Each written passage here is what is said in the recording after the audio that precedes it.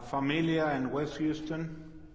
Gracias a Dios que nos da la oportunidad de estar aquí transmitiendo la palabra de Dios en este domingo.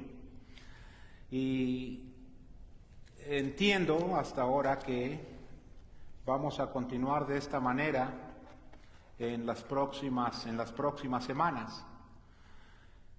Y también entiendo que muy posiblemente la próxima semana estaré yo transmitiendo este mensaje desde mi casa.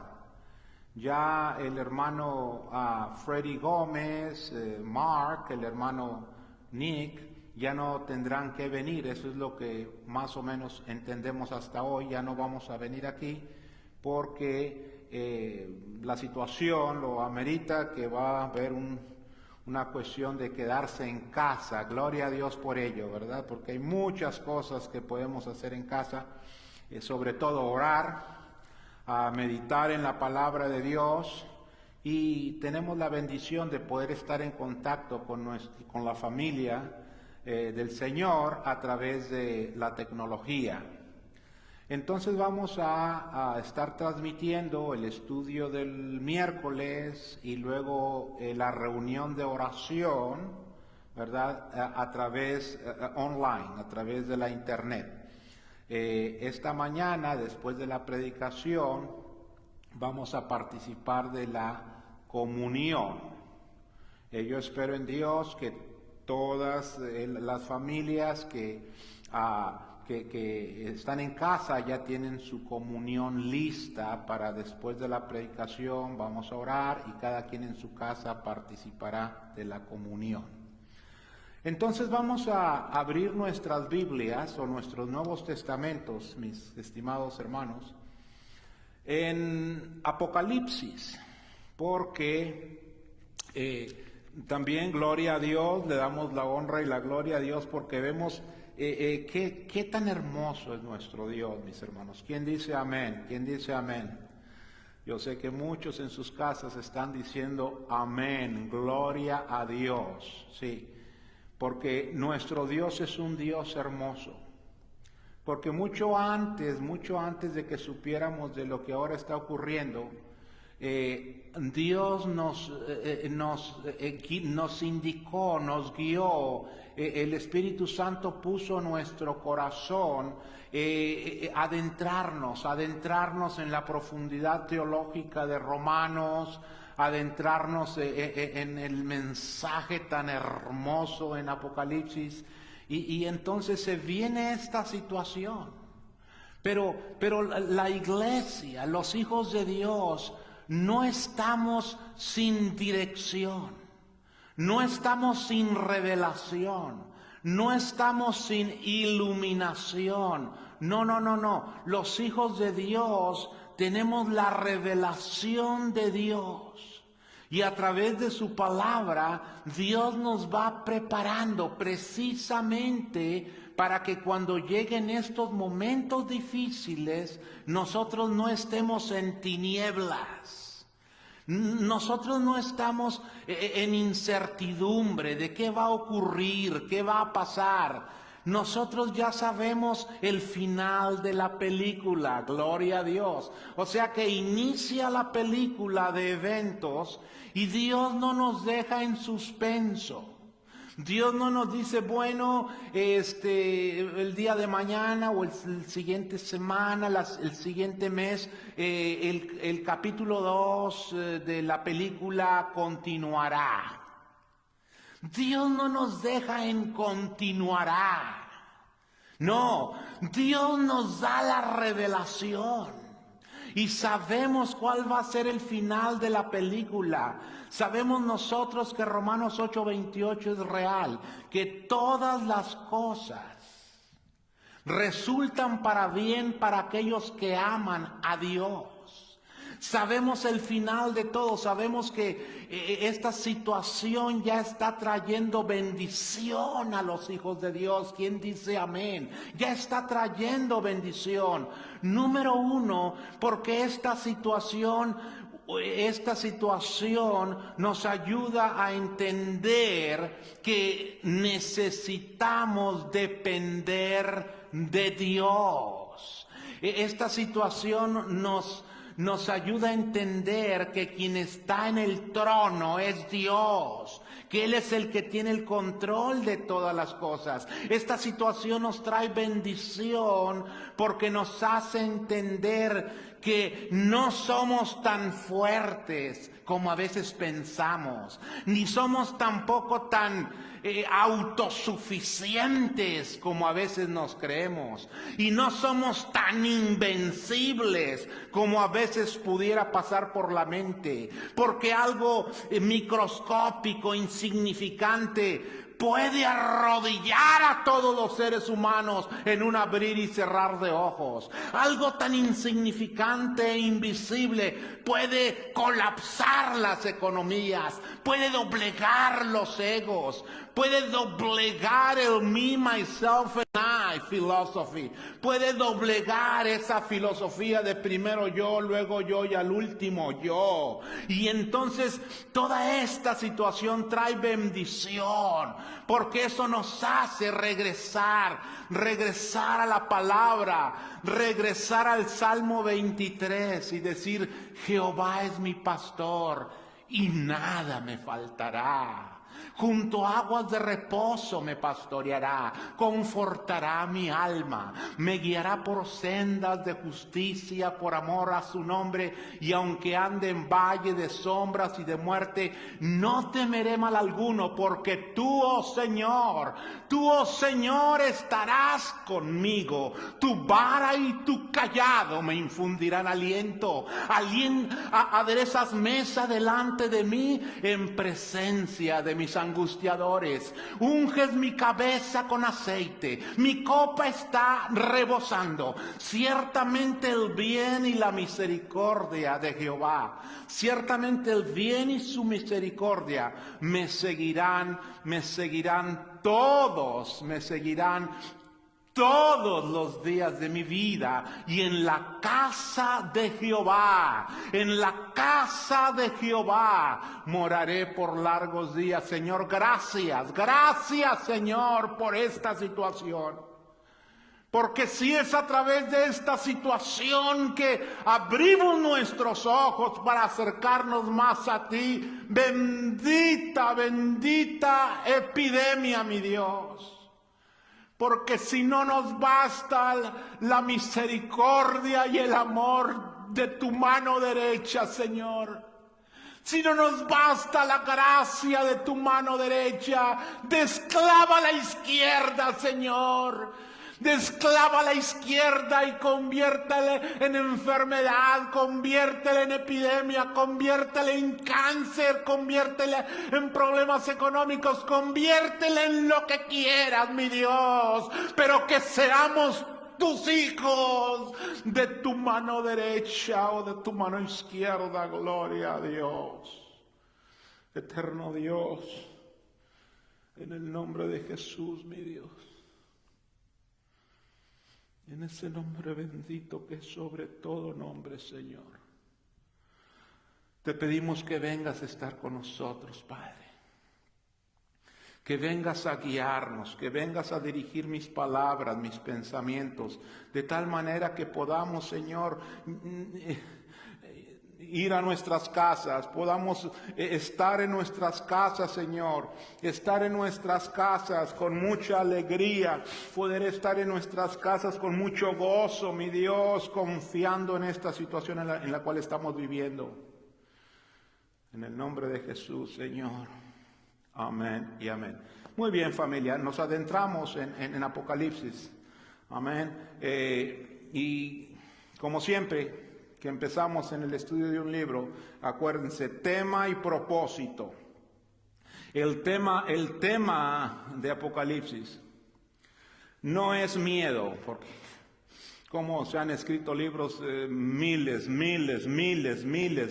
yo creo que un par de millones de libros respecto a Apocalipsis, de tal manera que pudiéramos tú y yo vivir 500 años y no terminar de leer tantos libros escritos acerca de Apocalipsis. Y hay gente que se ha hecho multimillonaria con esto, que presentan en el Apocalipsis como un libro de miedo, como un libro de terror, que el fin del mundo, que la tercera guerra mundial, que la bomba de neutrones, que las armas biológicas, que el comunismo, que el capitalismo, que Alemania, que Italia, que Franco, que Mussolini, y bueno, ven tantas cosas. Hay mucha gente con la cual he platicado a través de los años que literalmente me dicen, es que yo no quiero ni abrir este libro, no quiero ni siquiera abrirlo porque realmente me da mucho miedo. Y hay gente que vive en el miedo, pero yo quiero decirte que el tema de Apocalipsis no es miedo, no es temor, no es el fin del mundo. El tema de Apocalipsis es la victoria de Cristo y su iglesia sobre Satanás. Ese es el tema del libro, es victoria.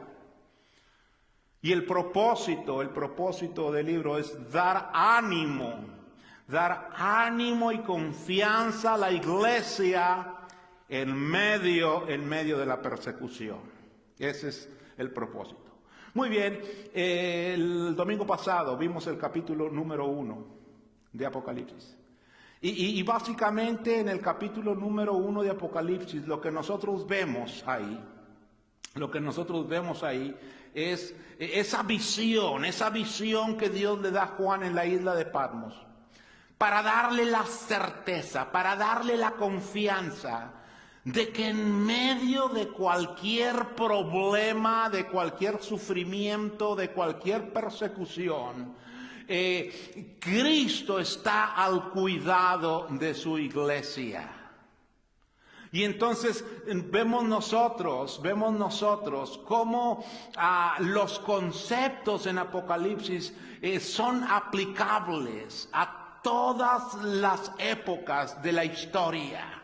Esa es una de las verdades gloriosas en Apocalipsis.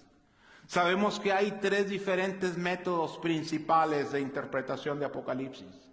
El método preterista, el que dice, bueno, Dios le dio un mensaje a Juan y ese mensaje se cumplió totalmente en el primer siglo. Y viene la posición futurística. Bueno, leen Apocalipsis y todo es escatológico, todo apunta hacia lo que va a pasar el fin del mundo. Es la posición futurística. Y hay otra tercera posición, que es en cuanto a interpretación de Apocalipsis, que es la posición, la interpretación histórico continua de esta carta. Es decir que la iglesia en el primer siglo, en el segundo siglo, estaban pasando por una gran persecución por el Imperio Romano. Y entonces Dios revela a Juan Apocalipsis, este mensaje de victoria y de esperanza, este mensaje de ánimo. Y entonces todos los principios encontrados en el libro, en este libro, todos esos principios, esas verdades fundamentales son aplicables en cualquier época de la historia de la humanidad. Por ejemplo, encontramos el concepto de que Dios es el que tiene el control de todas las cosas. Y entonces encontramos el concepto de que nuestro Señor Jesús tiene cuidado de nosotros. Encontramos el concepto de que Dios no va a pasar por alto las injusticias que se hacen en contra de sus hijos. Que tarde que temprano la justicia de Dios va a caer sobre los enemigos de la iglesia.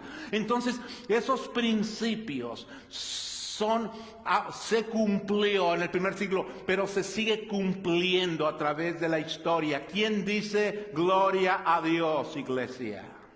Amén, gloria al Señor, sí. Entonces, la iglesia estaba padeciendo, sí, y entonces aparece la revelación. Dios le revela a Juan y le dice, en esa visión, Juan ve a Cristo Jesús caminando en medio de los 7 candeleros de oro. ¿Quién dice amén? Gloria a Dios. ¿Quién dice amén? Gloria a Dios. En medio de los 7 candeleros de oro. Y Cristo Jesús en esta visión nos está mostrando, le mostró a Juan, le mostró a la iglesia en el primer siglo, que no importa qué tan terrible era la persecución del Imperio Romano, Cristo estaba al cuidado y en la protección de su iglesia, porque dice ahí la palabra de Dios en el verso 20, capítulo 1, verso 20, que los 7 candeleros de oro es la iglesia, las 7 iglesias de Asia Menor, ¿verdad? El 7, número completo, número perfecto, ¿verdad? Y el mensaje es a la iglesia de todos los tiempos. Amén. Qué hermoso mensaje. Y dice que tenía, no solo caminaba en medio de los 7 candeleros de oro, pero que tenía en su mano derecha 7 estrellas. Y dice que las 7 estrellas son los 7 mensajeros de las 7 iglesias. En el sentido general, los mensajeros, los portavoces, los ministros, los predicadores de nuestro Señor Jesús. Jesús nos tiene en su mano derecha. Gloria a Dios. Hay protección para los hijos de Dios. Ese es el mensaje de Apocalipsis 1. Y entonces llegamos nosotros al capítulo número 2. Y dice en el capítulo 2 empieza el mensaje a las 7 iglesias. Dice, escribe al ángel de la iglesia en Éfeso. El que tiene las 7 estrellas en su diestra. ¿Quién es el que tiene las 7 estrellas en su diestra, iglesia? Quiero oír sus voces. ¿Quién tiene en su diestra las 7 estrellas? Cristo Jesús nuestro Señor. Sí, es Cristo Jesús. Es Cristo Jesús nuestro Señor. No es Augusto. No. No es Augusto. No. No es Tiberio. No es Calígula. No es Claudio César. No es Nerón. No es Galba, Otto o Vitelio. No es Vespasiano.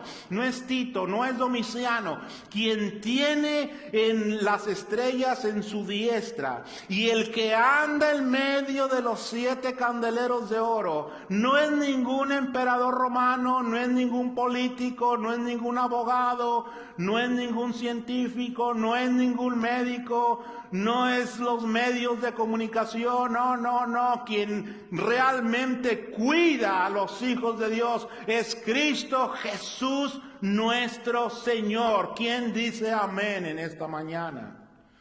Oh, me emociona tanto adentrarme en este tema tan hermoso.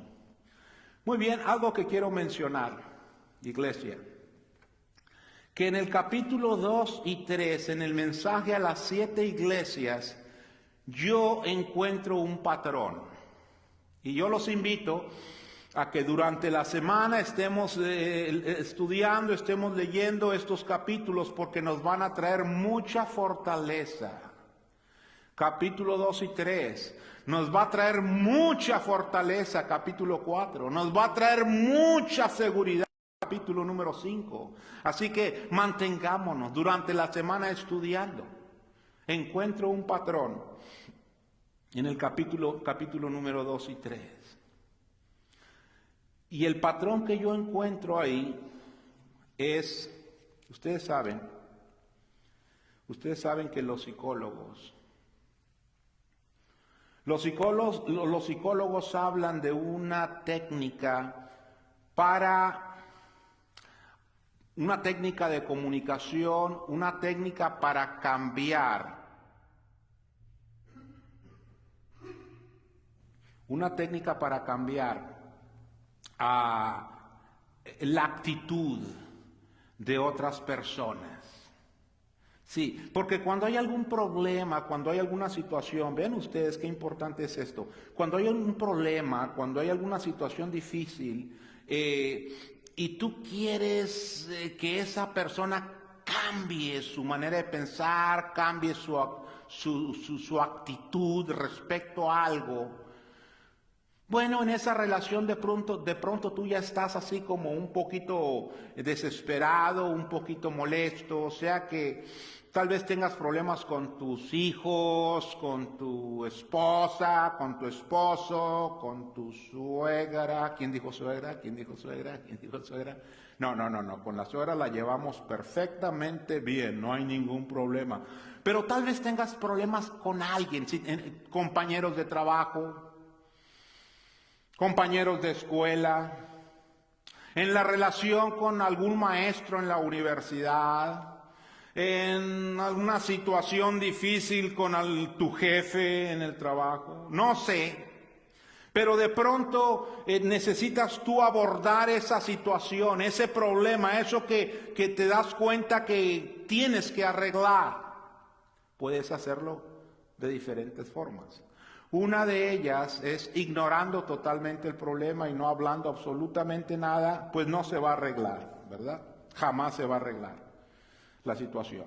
Muy bien, una segunda manera que pudieras arreglar el problema es que enfrentes a esa persona con mucho enojo, reclamando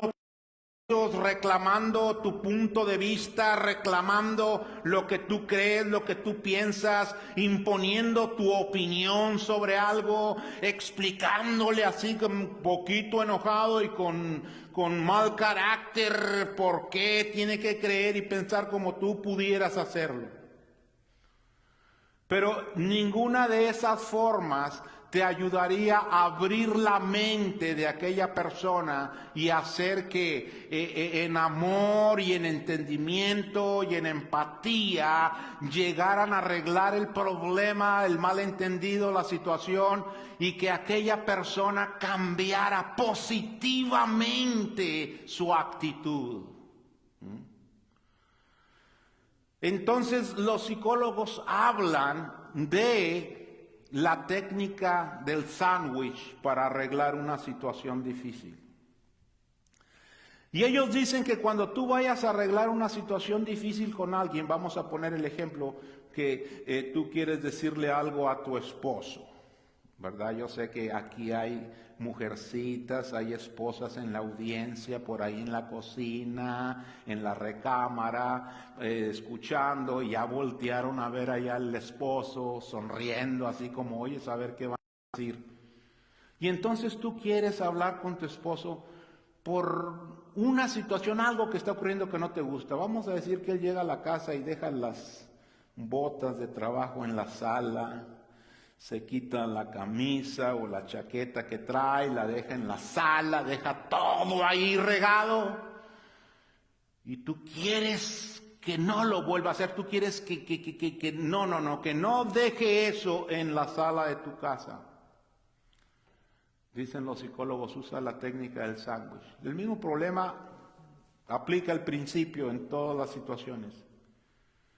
Dicen, mira, cuando vas a arreglar un problema con alguien, trata las cosas bien, con respeto, con cariño, con postura, y empieza detallando las fortalezas de esa persona, cosas buenas de esa persona. Empieza con eso, que sería la primer tapa del pan, la de arriba. Entonces empiézale diciendo, mira, tú eres un gran hombre, estoy muy orgulloso de ti, eres muy trabajador, mi carro me lo tienes siempre limpio, sacas la basura, te gusta hacer esto, te gusta hacer caldo de pescado, caldo de res, etc., etc. Siempre empieza diciéndole a esa persona algo positivo. Porque cuando tú empiezas así, esa persona va a abrir su mente, esa persona no va a estar agresiva a lo que dices. Esa sería la primer parte del pan, del sándwich, el pan de arriba. Y luego, en medio, ya que le dijiste lo bueno, el medio empieza con lo que tú quieres que cambie. Pero hay algo que no me gusta cómo lo haces. ¿Qué es, mi amor? Pues que dejas las botas y la chamarra y las cosas en la sala de la casa. Me gustaría que en lugar de dejarlas ahí, dejar la ropa en la cochera de la casa. Le dices lo que quieres que cambie, pero de buena forma. Y la última parte del sándwich, tú terminas diciéndole algo positivo como, te quiero tanto, estoy tan orgulloso de ti, que yo sé que tú puedes hacerlo. Y luego vas y le das un beso y le dices, eres un campeón. Y entonces, principio aplicado a cualquier área. La técnica del sándwich, dicen los psicólogos, es lo mejor para cambiar la mente de una persona. ¿Y sabes qué veo yo en Apocalipsis 2 y 3? ¿Sabes qué veo en Apocalipsis 2 y 3? Que Dios utiliza esa técnica con su iglesia, con los 7 candeleros, con nosotros. Porque le dice Apocalipsis 2, verso 2, empieza Dios diciéndole, dice, yo conozco tus obras. Yo conozco tus obras y tu arduo trabajo y paciencia, y que no puedes soportar a los malos, y has probado a los que se dicen ser apóstoles y no lo son. Dice, y los has hallado mentirosos. Pero no solamente eso, le dice Dios a la iglesia en Éfeso. Yo también he visto que has sufrido. Y has tenido paciencia y has trabajado arduamente por amor de mi nombre y no has desmayado. Gloria a Dios, que Dios en su sabiduría, en su amor y en su misericordia, cuando trata con nosotros, cuando trata contigo, no empieza golpeándonos, no empieza sobajándonos, no empieza pisoteándonos, no empieza denigrándonos, no utiliza ese lenguaje agresivo. Dios cuando trata contigo, cuando trata conmigo, vemos que primero enlista las cosas buenas que ha visto en nosotros, porque hay una mala teología. Permítanme decirles, hay una mala teología. Hay una mala teología que muchos de nosotros hemos absorbido en el mundo religioso a través de los años. Una mala, una pésima, yo diría una teología satánica. Ay, hermano, qué feo se oyó. No, pues es cierto, hay una mala teología. Y esa mala teología, en lugar de ayudar al ser humano a acercarse más a Dios, a tener una relación más íntima con Dios, lo que hace esa teología equivocada es alejar al hombre de Dios. ¿Y cuál es esa teología de la que hablas? La teología a la cual hago referencia es a la teología de que Dios solamente está atento, que Dios solamente ve las cosas malas que hacemos. Que Él solamente está atento y ve a todos los errores, a todas las cosas equivocadas que hacemos, que Dios solamente ve lo malo en nosotros. Y yo te quiero decir, y bueno, hay mucha gente que viene a la iglesia y se sienten inadecuados en la familia del Señor. Porque están teniendo problemas con algo en sus vidas. No voy a hacer un enlistado. Quiero que ustedes piensen. Estás teniendo dificultades con algo en tu vida que no te permiten acercarte a Dios. Porque te sientes culpable, sí, porque no has estudiado el libro de Romanos. Te sientes indigno, te sientes que eres un imperfecto, te sientes que jamás vas a poder acercarte a ese Dios tan santo, tan hermoso que tenemos. Y entonces te mantienes lejos. Y yo quiero decirte en esta mañana, que no esperes ser perfecto. Que no esperes ser perfecto para acercarte a Dios. Que en medio de esa lucha que tienes, que en medio de esa situación, Romanos 7, que en medio de esa lucha y que te sientes que pierdes porque cuando quieres hacer lo que tú deseas no lo haces, sino que haces el mal que no quieres, y que estás en esa situación difícil, que estás en ese proceso metamórfico, sí, en ese proceso de metamorfosis, conforme a Romanos capítulo 12, verso 1 al 2, que estás en esa etapa y que te sientes tan sucio, tan indigno, tan pecador, y eso no te hace acercarte, y entonces se llega el domingo en la mañana y no te levantas porque te sientes culpable, sucio. Déjame decirte, no esperes ser perfecto para acercarte a Dios. Acércate a Dios, porque el Señor te ama. Sí, dice la Biblia que Dios aborrece el pecado, pero Él ama. Pero Él ama al pecador. Y en medio de esa imperfección Él te está diciendo, yo estoy a la puerta y llamo. Él te está diciendo, venid a mí todos los que estáis trabajados y cargados, que yo os haré descansar. En medio de esa situación Él está diciendo, venid luego y estemos a cuentas. Entonces Dios no solamente ve tus errores, también ve tus aciertos, también ve lo que haces. Gloria a Dios por ello. En el mensaje a Éfeso, en ese patrón que yo les digo, en esa técnica con la cual Dios nos trata a nosotros, Él reconoce las cosas buenas que ha hecho la iglesia en Éfeso. Pero recuerden que en medio del sándwich, pues viene, ¿qué le quieren poner al sándwich, familia? Díganme, ¿qué le quieren poner al sándwich?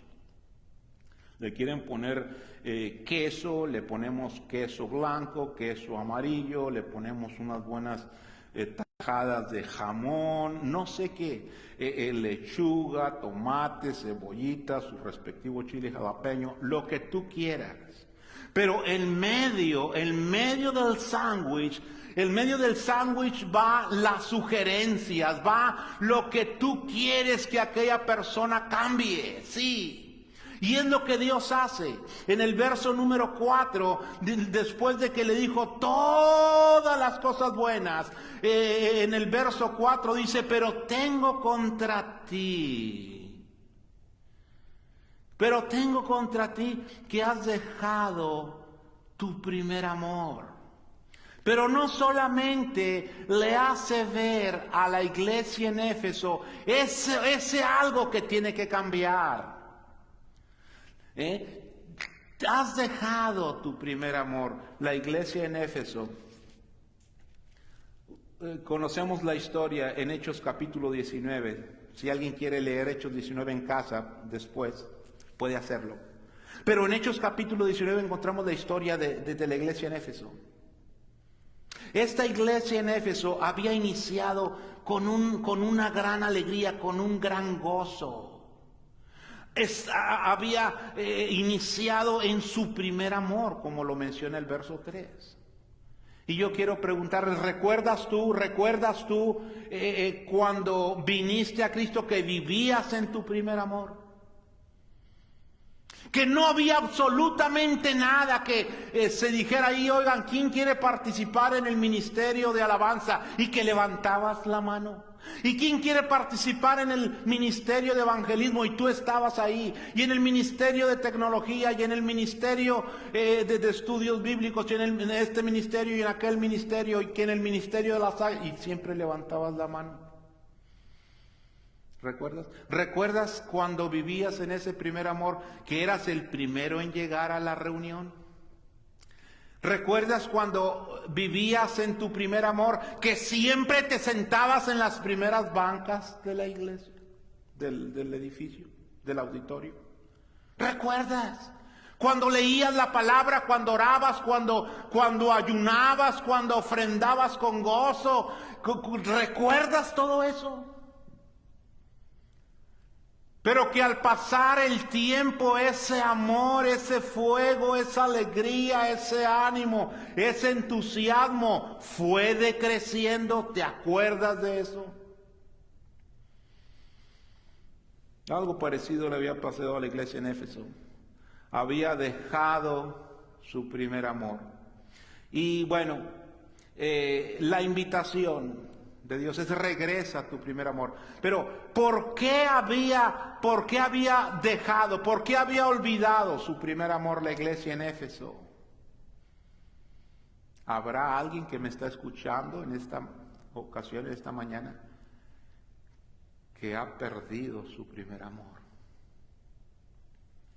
¿Por qué? ¿Por qué perdiste? ¿Por qué perdiste? ¿Por qué perdiste tu primer amor? Me recuerda aquel personaje llamado Demas, ¿recuerdan? En Filemón, verso 24, Pablo lo menciona y dice, Aristarco, Demas y Lucas, y le llama mis colaboradores. Demas fue un colaborador del apóstol Pablo. Estaba envuelto en todo, como al principio de la iglesia en Éfeso. Pero al pasar el tiempo las cosas cambiaron. Y años después, en Colosenses 4:14, le dice el apóstol Pablo, os saluda Lucas, el médico amado, y Demas, ya no lo menciona colaborador. Porque algo estaba pasando en la vida de Demas, que se había empezado a alejar. Su gozo, su amor por el Señor estaba decayendo. Y después de años, o años después, cuando el apóstol Pablo se está despidiendo, en 2 de Timoteo 4:10, dice el apóstol Pablo, procura, Timoteo, venir pronto a verme. ¿Por qué, Pablo? Porque Demas me ha desamparado, amando más este mundo, y se ha ido a Tesalónica. Has dejado tu primer amor. Cristo dijo en Mateo 24:12 y 13 que en los últimos días, por haberse multiplicado la maldad, el amor de muchos se enfriará. Mas el que perseverare hasta el fin, ese será salvo. A veces vemos alrededor y vemos tanta maldad, tanta maldad, tanta maldad, tanta enfermedad, tanto peligro, tanta muerte, que podemos preguntarnos que si Dios sigue teniendo el control de todas las cosas. Y entonces empezamos a dudar en nuestra fe, empezamos a decaer. Cristo lo dijo, que en los postreros días, por haberse multiplicado la maldad, el amor de muchos se va a enfriar. Pero el que perseverare hasta el fin, ese será salvo.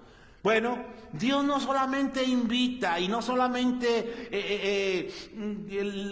le dice a la iglesia en Éfeso, tengo contra ti que has dejado tu primer amor, pero también le da una solución.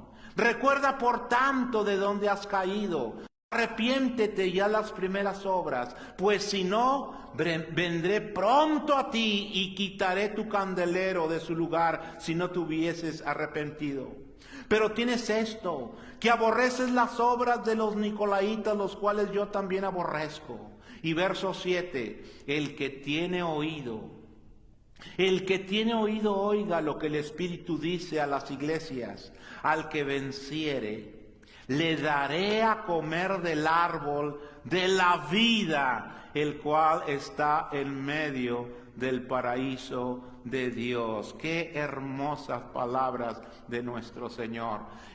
Siguiendo esa técnica, la cual ahora los psicólogos llaman la técnica del sándwich. Es la manera más efectiva de cambiar el pensamiento de un ser humano. Y Dios, en su amor y en su misericordia, no solamente ve tus errores, primeramente ve tus aciertos. Ve que estás tratando de ser un buen hijo. Ve que estás tratando de ser un buen padre. Ves que estás tratando de ser un buen esposo, una buena esposa. Él ve que tú estás tratando de ser un buen hijo de Él. Así que en tus luchas y en tus errores y en tus situaciones, no te desanimes. Continúa en tu primer amor. Porque esas cosas que hoy no te permiten acercarte a Dios, pronto van a desaparecer. Y vas a poder servirle y amarle y honrarle, permaneciendo en tu primer amor. Gloria a su nombre. Y yo me pregunto, ¿habrá alguien en esta mañana que sabe que ha dejado su primer amor y quisiera regresar a ese inicio, a ese primer amor en Cristo Jesús?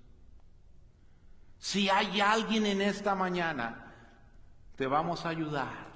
Vamos a orar por ti, para que puedas tú servir a Dios, gozarte en el Señor en tu primer amor. Y finalizamos donde dice: al que venciere, le daré a comer del árbol de la vida, el cual está en medio del paraíso de Dios. Que Dios bendiga su palabra y muchas gracias por su fina atención. Vamos entonces a hacer una oración, vamos a terminar este mensaje y vamos a participar de la comunión y nos despedimos. Amén. Eterno Dios, en el nombre de Jesús, te damos las gracias por tu palabra, Señor. Gracias por lo que se ha predicado.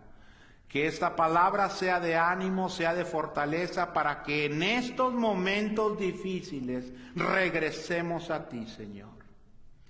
Que en estos momentos de dificultad que tú nos estás hablando, Señor, podamos oír, porque el que tiene oídos para oír, oiga.